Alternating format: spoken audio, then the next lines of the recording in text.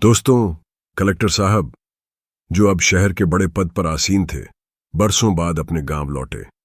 इस बार उनका लौटना कुछ अलग था। वह अपने पद और प्रतिष्ठा को दरकिनार कर चरवाहे के भेष में गांव की असलियत जानने की ठानी थी। उनका मन बेचैन था। न जाने क्यों उन्हें अपने गांव की यादें अब धुंधली और जटिल सी लगने लगी थीं। गांव में कदम रखते ही उन्होंने देखा कि माहौल बदला बदला सा है। लोग आपस में बात करते हुए खौफ और साए के डर में जी रहे थे। रास्ते में उन्हें किसी ने पहचानने की कोशिश नहीं की, क्योंकि अब उनके कपड़े फटे पुराने थे। उनकी आंखों में एक सामान्य चरवाहे की साधारण झलक रही थी। जब वह गांव के चौपाल पर पहुंचे तो वहां भारी पंचायत लगी हुई थी। भीड़ के बीच से आवाजें उठ रही थीं, गाली गलौज और चीखें। कलेक्टर साहब ने पास जाकर देखा तो उनके पिता, जो बुजुर्ग और कमजोर हो चुके थे, और उनकी पत्नी, जो हमेशा उनके सपनों का सहारा बनी, जमीन पर घुटनों के बल झुके हुए थे। पंचायत के सामने उन्हें बेइज्जत किया जा रहा था। पंचायत के मुखिया, जो गांव के दबंगई के लिए मशहूर थे, अपनी ऊंची कुर्सी पर बैठे थे। उन्होंने एक बड़ा झूठ फैलाया था कि कलेक्टर साहब के परिवार ने गांव की जमीन का कुछ हिस्सा धोखे से अपने नाम कर लिया है। इस झूठ को आधार बनाकर उन्होंने अपने समर्थकों के साथ मिलकर दोनों पर जुल्म ढा की साजिश रची थी। कलेक्टर साहब ने देखा कि उनके पिता को जबरदस्ती जमीन पर गिरा दिया गया और उन्हें पंचायत के आदेश पर थूक छाक काटने को मजबूर किया जा रहा था। उनकी पत्नी ने रोते हुए विरोध किया तो उन्हें चुप कराने के लिए लाठियां बरसाई गईं। वह दर्द से चीख रही थी, लेकिन कोई मदद के लिए आगे नहीं बढ़ा। भीड़ में मौजूद हर शख्स डर और मजबूरी का मारा हुआ था। कलेक्टर साहब के हाथ शक्ति से मुट्ठी में बंध गए। आंखों में आंसू और गुस्से का सैलाब उमड़ रहा था। वह भीतर ही भीतर टूट गए, पर उन्होंने अपनी पहचान उजागर नहीं की। वह चुपचाप वहां खड़े रहे, ये समझने की कोशिश करते हुए कि आखिर कौन कौन इस षड्यंत्र में शामिल है। भीड़ में एक व्यक्ति फुसफुसाना, मुखिया ने यह सब अपनी ताकत बढ़ाने के लिए किया है। कलेक्टर साहब के पिता के पास जो कागज थे वह भी चोरी कर लिए गए। अब तो ये गांव में उनकी हुकूमत चलाने के लिए सबको झुका रहे हैं। कलेक्टर साहब ने गहरी सांस ली। उनकी आंखों में अब दर्द के साथ साथ सवाल भी थे।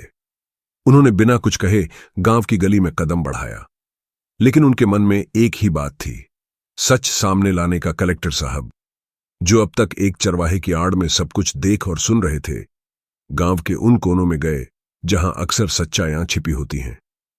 अंधेरी गली में बैठे एक बूढ़े से उन्होंने धीरे से पूछा, मुखिया की इतनी ताकत कैसे हो गई? पहले तो ऐसा कुछ नहीं था। बूढ़े ने इधर उधर देखा और फुसफुसाना, इस दौलत के पीछे एक बड़ा खेल छिपा है, गांव की जमीन हथियाने का खेल। कलेक्टर साहब को वह हर बात धीरे धीरे जोड़ने लगी। पंचायत के दबाव में लोगों ने अपनी जमीनें मुखिया के नाम कर दी थीं। जो विरोध करता उसे सरेआम अपमानित या झूठे मामलों में फंसाया जाता। उनके पिता और पत्नी इस साजिश के नए शिकार थे। अगली सुबह कलेक्टर साहब ने गांव की सीमा के पास एक झोपड़ी किराए पर ली और वहां से गांव पर नजर रखने लगे। उनके चरवाहे के भेष ने उन्हें आम इंसान बना दिया था और कोई उन पर ध्यान नहीं दे रहा था। धीरे धीरे वे मुखिया के करीबियों के बीच उठने बैठने लगे। मुखिया के सबसे भरोसेमंद आदमी श्याम से उन्होंने दोस्ती कर ली। श्याम शराब के नशे में अक्सर अपनी जुबान खोल देता था। एक रात उसने बातों बातों में बताया, मुखिया ने जो भी किया है वह बस ताकत पाने के लिए किया। तेरे कलेक्टर साहब के बाप को सबक सिखाना जरूरी था। उनके पास कुछ कागजात हैं जो मुखिया को खतरा बन सकते थे। कलेक्टर साहब ने महसूस किया कि यह कागजात उनकी जमीन और संपत्ति से जुड़े थे, जिन पर मुखिया ने नजर गड़ा रखी थी। लेकिन वह सबूत कहां थे, यह पता लगाना अब सबसे जरूरी हो गया था। कलेक्टर साहब ने अगले कुछ दिनों में गांव के हर छोटे बड़े व्यक्ति से मिलने की कोशिश की। उन्होंने पाया कि मुखिया ने न केवल उनके परिवार बल्कि गांव के कई गरीब लोगों का शोषण किया था। साजिश इतनी गहरी थी कि पंचायत के कई सदस्य भी मुखिया के दबाव में झूठ बोल रहे थे। एक दिन उन्होंने देखा कि मुखिया का आदमी बंसी एक मोटे थैले के साथ जंगल की ओर जा रहा है। कलेक्टर साहब ने बिना देरी किए उसका पीछा किया। जंगल के बीच एक वीरान झोपड़ी में बंशी ने वह थैला छुपाया। कलेक्टर साहब ने दूर से देखा कि थैले में कुछ कागजात और नकदी भरी हुई थी। उनके मन में आशंका हुई कि यही वह सबूत हो सकते हैं जिनसे मुखिया ने सबको दबा रखा था। वह रात भर उस झोपड़ी के पास छुपे रहे। उन्हें यह तय करना था कि सही समय पर वहां पहुंचकर वह कागजात हासिल कर ले। लेकिन दूसरी तरफ गांव के मुखिया की दहशत बढ़ती जा रही थी। उनके पिता और पत्नी पर और अत्याचार होने की खबरें आ रही थीं। सुबह होते ही कलेक्टर साहब ने बंशी की गतिविधियों पर फिर से नजर रखनी शुरू की। उन्होंने यह भी जाना कि पंचायत में 2 लोग ऐसे थे जो अंदर ही अंदर मुखिया के खिलाफ थे, लेकिन खुलकर सामने आने से डर रहे थे। गांव के हालात बद से बदतर हो रहे थे। कलेक्टर साहब का धैर्य अब टूटने के कगार पर था, लेकिन उन्होंने खुद से वादा किया था कि वह जल्दबाजी में अपनी असलियत उजागर नहीं करेंगे। उन्हें एक ऐसा मौका चाहिए था जहां वह मुखिया के पूरे खेल को सबके सामने ला सके। कलेक्टर साहब ने अगली रात का इंतजार किया। जंगल की झोपड़ी में छिपाए गए थैले तक पहुंचने का यही सही समय था, जब पूरा गांव सो रहा था। वह बिना आवाज के झोपड़ी तक पहुंचे। दीवार दरार से झांकने पर उन्होंने देखा कि बंशी और मुखिया के 2 आदमी वहां बैठे शराब पी रहे थे। उनके पास एक और थैला था। कलेक्टर साहब को अंदेशा हुआ कि यह नए कागजात भी किसी और गरीब परिवार से छीने गए होंगे। वह पास के पेड़ों के पीछे छिपकर उनकी बातें सुनने लगे। मुखिया ने कह दिया है कि यह सब कागजात कल सुबह शहर भेजने हैं। कलेक्टर साहब के बाप का खेल अब खत्म होने वाला है। बंसी हंसते हुए बोला। दूसरे आदमी ने पूछा, लेकिन अगर वह कागजात कहीं खो गए तो कोई खोएगा नहीं। जब तक यह कलेक्टर साहब खुद यहां वापस नहीं आते, उनके परिवार को सबक सिखाते रहेंगे। बंसी ने कहा और जोर से हंस पड़ा। यह सुनकर कलेक्टर साहब का खून खोल उठा, लेकिन उन्होंने खुद को शांत रखा। वह जानते थे कि जल्दबाजी से सब चौकन हो जाएंगे। उन्होंने योजना बनाई कि जैसे ही यह लोग झोपड़ी छोड़ेंगे, वह अंदर जाकर सबूत ले लेंगे। कुछ देर बाद बंसी और उसके साथ ही झोपड़ी से बाहर निकले। कलेक्टर साहब ने उनका पीछा नहीं किया। जैसे ही वे ओझल हुए, वे अंदर घुसे और थैले को खोलकर देखा। उनकी उम्मीद सही निकली। थैले में उनके पिता की जमीन के असली कागजात थे, साथ ही गांव के कई अन्य लोगों के भी। इसके अलावा एक छोटी डायरी भी थी जिसमें मुखिया के हर गैर कानूनी काम का ब्यौरा लिखा हुआ था। लेकिन तभी उन्हें बाहर किसी के कदमों की आहट सुनाई दी। वह झट से झोपड़ी के एक कोने में छिप गए।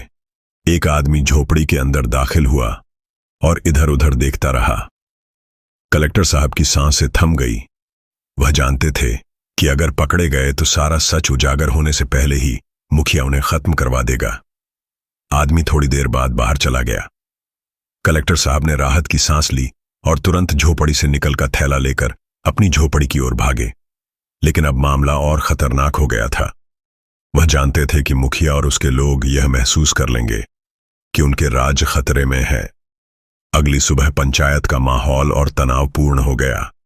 मुखिया ने ऐलान किया कि कलेक्टर साहब के पिता और पत्नी को अगर आज पंचायत के सामने झुकाया नहीं गया तो उन्हें गांव से हमेशा के लिए बाहर कर दिया जाएगा। गांव वाले सहमे हुए थे, लेकिन कोई भी विरोध करने की हिम्मत नहीं कर पा रहा था। कलेक्टर साहब ने उसी समय अपने चरवाहे के भेष में पंचायत में कदम रखा। उनकी आंखों में दृढ़ता थी, लेकिन उन्होंने खुद को शांत बनाए रखा। वह भीड़ में चुप खड़े रहे। उनकी नजरें मुखिया और उनके आदमियों पर थीं। तभी पंचायत के बीच वंशी घबराता हुआ आया और मुखिया के कान में कुछ फुसफुसाया।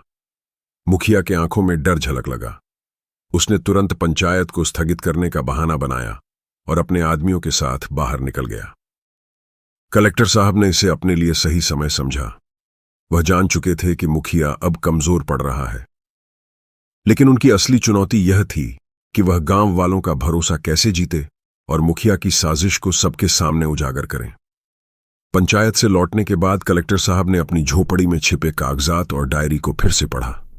हर पन्ने पर मुखिया के झूठ, उसकी ताकत के पीछे का काला सच और गांव वालों की बेबसी दर्ज थी। यह उनके लिए वह हथियार था जिससे वह मुखिया के साम्राज्य को गिरा सकते थे।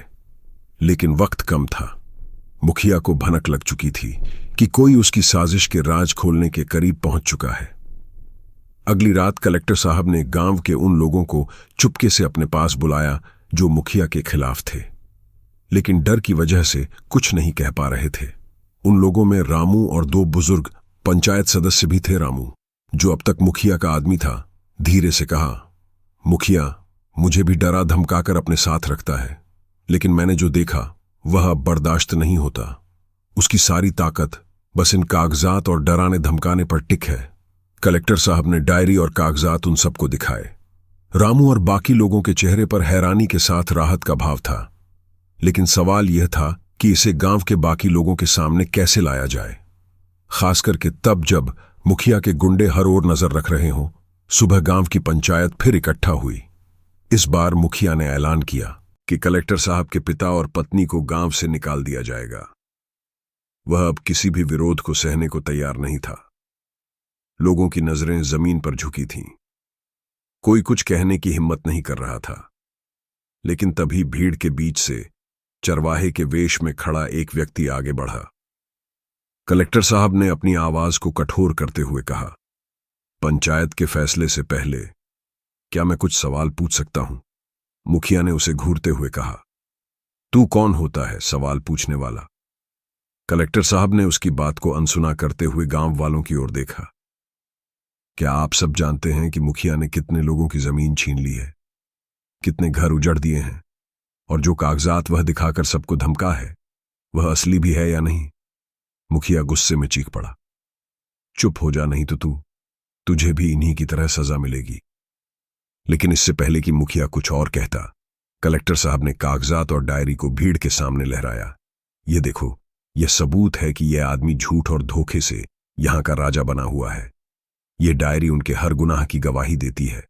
गांव वाले धीरे धीरे अपने डर से उभरने लगे। लोगों के बीच फुसफुसाना कि सच्चाई की पुष्टि की। रामू ने भी सामने आकर कहा, यह सच है, मैंने अपनी आंखों से देखा है। मुख ने हर गरीब की जमीन पर कब्जा किया है। मुखिया हक्का बक्का रह गया। वह जानता था कि अगर यह सबूत सबके सामने आ गया तो उसका अंत करीब है। उसने अपने आदमियों को इशारा किया कि कागजात छीन ले, लेकिन इससे पहले कि वे कुछ कर पाते, कलेक्टर साहब ने तेज आवाज में कहा, अगर किसी ने कदम बढ़ाया तो इसका अंजाम भुगतने के लिए तैयार रहे। इस बार उनकी आवाज में ऐसा रुतबा था कि सभी ठिठक गए। मुखिया और उसके गुंडे पहली बार असहाय दिख रहे थे। मुखिया और उसके आदमियों की बेचैनी बढ़ चुकी थी। गांव की भीड़ अब दो हिस्से में बंटने लगी थी। कुछ लोग अब खुलकर मुखिया के खिलाफ खड़े हो रहे थे, जबकि कुछ अभी भी डर से चुप थे। कलेक्टर साहब ने उनकी यह दुविधा समझी। उन्होंने डायरी और कागजात को ऊंची करते हुए कहा, यह सबूत यह साबित करने के लिए काफी है कि जो अत्याचार तुम सबने सहा है वह मुखिया की साजिश का हिस्सा था। लेकिन यह भी तय है कि अगर हम सबने मिलकर अब कदम नहीं उठाया तो यह अत्याचार कभी खत्म नहीं होगा। गांव वालों की आंखों में संकोच और हिम्मत के बीच संघर्ष साफ दिख रहा था। इसी बीच मुखिया ने अपने आदमियों को इशारा किया। 4-5 गुंडे जो उसके सबसे करीबी थे धीरे धीरे कलेक्टर साहब की ओर बढ़ने लगे। कलेक्टर साहब ने इसे भांप लिया, लेकिन वह टस से मस नहीं हुए। उन्होंने ठहर कर भीड़ की ओर देखा और कहा, अगर तुम सब चुप रहे तो अगला नंबर तुम्हारा होगा। आज यह मेरे परिवार पर अत्याचार कर रहे हैं, कल तुम्हारे घरों पर धावा बोलेंगे। मुखिया के आदमी अब कलेक्टर साहब के काफी करीब पहुंच चुके थे। अचानक रामू और कुछ बुजुर्ग पंचायत सदस्य आगे आए। अगर किसी ने इसे छूने की कोशिश की तो हम सब मिलकर तुम्हें रोकेंगे, रामू ने गरजते हुए कहा। यह पहली बार था जब गांव के लोग मुखिया के खिलाफ खड़े हो रहे थे। धीरे धीरे भीड़ में से और लोग आगे आने लगे। मुखिया के आदमियों ने घबराकर पीछे हटना शुरू कर दिया, लेकिन मुखिया ने गुस्से में चिल्लाकर कहा, यह सब नाटक है। तुम लोग भूल गए हो कि गांव में कौन असली ताकत है। उसने अपने पास खड़े एक आदमी को इशारा किया जो अपनी बंदूक निकलने ही वाला था, लेकिन कलेक्टर साहब ने तेज आवाज में कहा, रुक जाओ, मैंने यह खेल बहुत देख लिया है। तुम सबको लगता होगा कि मैं सिर्फ एक चरवाहा हूं, लेकिन मैं अपनी असलियत छिपाकर इस गांव में आया था। मैं वही कलेक्टर हूं जिसके परिवार पर तुम्हारे अत्याचार हो रहे हैं। अब यह सब खत्म होगा। मुखिया और उसके आदमी के चेहरे पर डर साफ दिखने लगा, लेकिन उनके पास अब भी कुछ चाल थी। मुखिया ने झूठी हंसी के साथ कहा, कलेक्टर साहब, यह सब कागजात झूठे हैं। ये तो गांव वालों को भड़काने की साजिश है। आप सब देखो, ये इंसान अपनी ताकत का इस्तेमाल कर गांव में फूट डालना चाहता है, गांव वालों में फिर से फुसफुसाना। पर जो जमीन थी वह अब भी हमारी है, और यह तुम्हारी झूठी साजिश की पोल खोलने के लिए काफी है। भीड़ अब पूरी तरह मुखिया के खिलाफ हो चुकी थी। लोगों ने धीरे धीरे उसे और उसके आदमियों को घेरना शुरू कर दिया था। रामू ने चिल्लाकर कहा, तुमने हमें बरसों तक डराया, हमारे घर छीने, अब तुम्हारी बारी है। मुखिया ने पीछे हटने की कोशिश की, लेकिन रास्ता बंद हो चुका था। गांव के माहौल में तनाव चरम पर था। कलेक्टर साहब ने शांत स्वर में कहा, यह लड़ाई खत्म नहीं हुई है, अब भी वह कुछ ना कुछ करे, लेकिन यह तुम्हारी एकता है जो उसके जैसे लोगों को हराएगी। मैं यहां तुम्हारे साथ खड़ा हूं, लेकिन यह तुम्हें तय करना है कि तुम कब तक सहते रहोगे। मुखिया के चेहरे पर हवाइयां उड़ रही थीं। वह जानता था कि उसकी ताकत अब उसके झूठ के तिनके के सहारे खड़ी है, लेकिन उसके इरादे अभी भी खतरनाक थे। गांव वालों का गुस्सा अब मुखिया के खिलाफ फूट पड़ा था। बरसों से सहा गया अन्याय आज सवाल बनकर उनकी आंखों में जलने लगा। कलेक्टर साहब की सच्चाई से सामने आने के बाद अब डर का साया टूट चुका था। मुखिया और उसके आदमियों का चारों तरफ से गांव वालों ने घेर लिया। मुखिया, जो अब तक अपनी सत्ता और ताकत के नशे में चूर था, पहली बार खुद को बेबस महसूस कर रहा था। उसने गुस्से में कहा, तुम सब पागल हो गए हो, अगर मुझे कुछ हुआ तो तुम्हारा हाल और बुरा होगा। लेकिन उसकी आवाज में अब वह बात नहीं थी जो पहले हुआ करती थी। कलेक्टर साहब ने शांत लेकिन ठोस आवाज में कहा, तुम्हारे झूठ और अन्याय की उम्र खत्म हो चुकी है। जो कागजात और सबूत मेरे पास हैं, वह न केवल तुम्हारे सारे गुनाहों को उजागर करेंगे, बल्कि यह भी साबित करेंगे कि तुमने कैसे गरीबों को लूटा और उनकी जमीनें हथिया कानून तुमसे खुद निपटे। उन्होंने गांव वालों की ओर देखा और कहा, अब यह तुम्हारी ताकत है जो इस गांव को नया रास्ता दिखाएगी। अगर तुम सब मिलकर एकजुट रहे तो कोई भी मुखिया या दबंग तुम पर अत्याचार नहीं कर पाएगा। रामू, जो पहले मुखिया का सबसे करीबी था, अब पूरी ताकत के साथ गांव वालों के साथ खड़ा था। उसने पंचायत के बीच खड़े होकर मुखिया की सारी साजिश का खुलासा किया। उसने बताया कि कैसे उसने गांव वालों के जमीन छीनने में मुखिया का साथ दिया था और कैसे पंचायत के सदस्यों को डराया धमकाया गया। मुखिया ने अपनी ताकत दिखाने के लिए आखिरी कोशिश की। उसने अपने आदमियों को इशारा किया कि वे भीड़ को डराने की कोशिश करें, लेकिन गांव वालों ने अब तय कर लिया था कि वह और अन्याय सहने वाले नहीं। उन्होंने मिलकर मुखिया के आदमियों को रोका और उन्हें बाहर खदेड़ दिया। मुखिया को समझ आ गया था कि उसका अंत नजदीक है। कलेक्टर साहब ने गांव की पुलिस को पहले ही खबर कर दी थी। थोड़ी देर में पुलिस पहुंची और मुखिया और उसके आदमियों को गिरफ्तार कर लिया गया। उसके खिलाफ चोरी, जमीन हड़पने और अन्याय के सारे सबूत पुलिस को सौंप दिए गए। जब सब शांत हो गया तो कलेक्टर साहब अपने पिता और पत्नी के पास गए। उनके पिता की आंखों में गर्व और आंसू थे। उन्होंने बेटे के सिर पर हाथ रखते हुए कहा, तूने हमारे लिए नहीं, पूरे गांव के लिए न्याय किया है। उनकी पत्नी, जो अब तक चुपचाप सब सह रही थी, बोली, आज तुमने हमारा सम्मान वापस दिलाया है। गांव के लोग अब कलेक्टर साहब के चारों ओर खड़े थे। बुजुर्गों ने कहा, हमने अपनी गलती मान ली है। मुखिया के डर से हम चुप रहे, लेकिन अब हम अपनी आवाज खुद उठाएंगे। कलेक्टर साहब ने सभी को संबोधित करते हुए कहा, यह मेरी जिम्मेदारी थी, लेकिन अब इस गांव को तुम सबको मिलकर संवारना है। यह तुम्हारी एकता है जो इसे सुरक्षित और खुशहाल बनाएगी। मुखिया के जेल जाने के बाद गांव में नया दौर शुरू हुआ। पंचायत में अब सच की आवाज सुनाई देने लगी। कलेक्टर साहब ने गांव की समस्याओं को हल करने के लिए सरकारी योजनाओं का रास्ता दिखाया। उनके पिता और पत्नी ने भी गांव में रुककर सभी की मदद करना शुरू कर दिया, और इस तरह बरसों से अन्याय और डर के साए में जीते गांव को आखिरकार एक नई सुबह मिली। सच ने झूठ को हराया और एकता ने डर को